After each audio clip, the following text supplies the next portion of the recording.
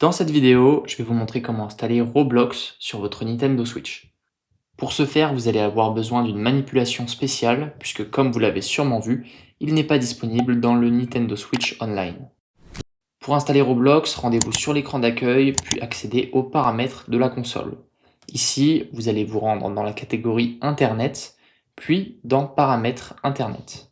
La liste de vos réseaux apparaît, prenez celui auquel vous êtes connecté, puis cliquez sur Modifier les paramètres. Ici, descendez dans la liste jusqu'à trouver la section DNS, juste ici. Vous voyez que par défaut, on est en DNS automatique. Vous allez venir changer ça et mettre manuel à la place. Ensuite, vous allez uniquement changer le DNS primaire IPv4.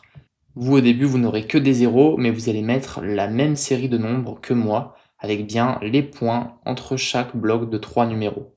Une fois que c'est fait, vous cliquez sur OK, puis vous allez pouvoir sauvegarder ces réglages.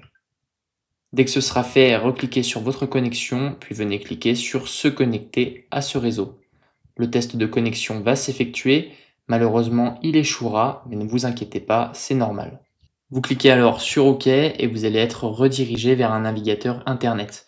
Et c'est là que se trouve l'astuce. Vous allez pouvoir, dans la barre de recherche, taper Roblox, vous entrez la recherche, vous retrouvez donc le site officiel de Roblox que vous allez pouvoir ouvrir. Vous pourrez alors créer un nouveau compte ou bien accéder à la rubrique Connexion en haut à droite, ce qui vous permettra de vous connecter à votre compte Roblox.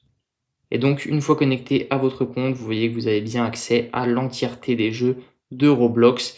Et petite astuce aussi, n'oubliez pas quand vous avez terminé de jouer, de revenir dans vos paramètres et de modifier à nouveau vos paramètres de connexion Internet. Vous refaites exactement la même manipulation, on modifie les paramètres, sauf que cette fois-ci, on descend et ici on vient remettre les paramètres DNS en automatique.